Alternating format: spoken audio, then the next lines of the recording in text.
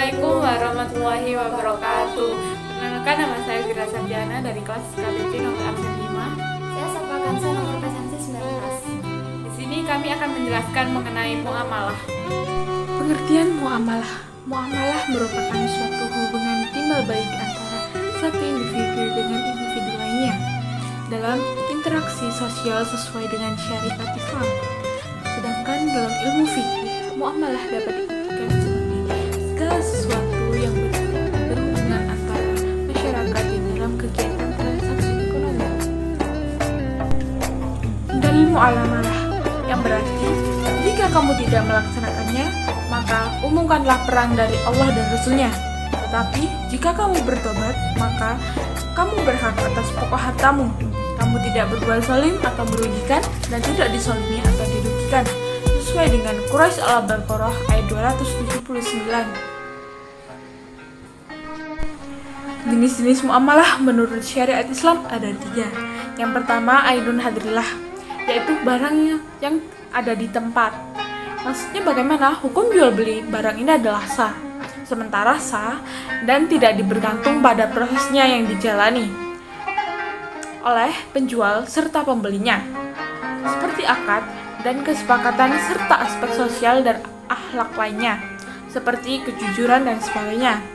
Yang kedua yaitu ainun masruf fi al-zihmah, yakni barang yang dijual tidak di tempat, tetapi spesifikasi barang dan keberadaannya dapat dijamin, sehingga jual beli seperti ini diperbolehkan.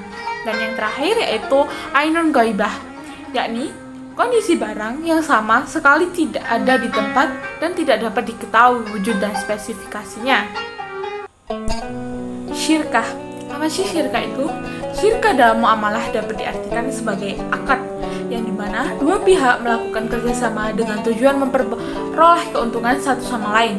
Selain itu, syirkah adalah mencampur dua bagian menjadi satu, sehingga tidak dapat dibedakan antara satu dengan yang lainnya.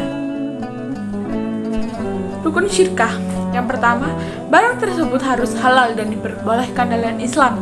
Yang kedua, objek akad harus termasuk pekerjaan dan modal. Dan yang terakhir, pihak pelaku akad harus memiliki kecakapan dalam melakukan pengelolaan harta. Selanjutnya yaitu perbankan. Pengertian, perbankan adalah segala sesuatu yang menyangkut tentang bank, mencakup kelembagaan, kegiatan, usaha, serta cara dan proses dalam melaksanakan kegiatan usahanya. Fungsi lembaga perbankan. Yang pertama, sebagai lembaga perantara. Lembaga perantara yang dimaksud adalah lembaga yang menghimpun dana dari masyarakat dalam bentuk simpanan dengan memberikan deposit kepada masyarakat. Yang kedua, sebagai penyalur dana ke masyarakat, yaitu menyalurkan dana kepada masyarakat dalam bentuk produk pinjaman. Yang ketiga, membantu perekonomian rakyat. Yang keempat, sebagai sistem pembayaran. Yang kelima, sebagai penyedia jasa kegiatan perekonomian, jasa-jasa bank seperti penitipan barang berharga, jasa penyelesaian tagihan, dan jasa pemberian. Yang keenam, sebagai agen pengembangan. Jenis-jenis perbankan. 1. Bank sentral adalah lembaga keuangan yang memiliki tanggung jawab untuk menjaga stabilitas kurs mata uang. Yang kedua, bank umum, yaitu bank yang melaksanakan kegiatan usaha secara konvensional dan atau berdasarkan prinsip syariah yang dalam kegiatannya memberikan jasa dalam lalu lintas pembayaran. Yang ketiga, bank perkreditan rakyat, yaitu lembaga keuangan bank yang melaksanakan kegiatan usaha secara konvensional atau berdasarkan prinsip syariah yang dalam kegiatannya tidak memberikan jasa dalam lalu lintas pembayaran. Yang terakhir yaitu asuransi.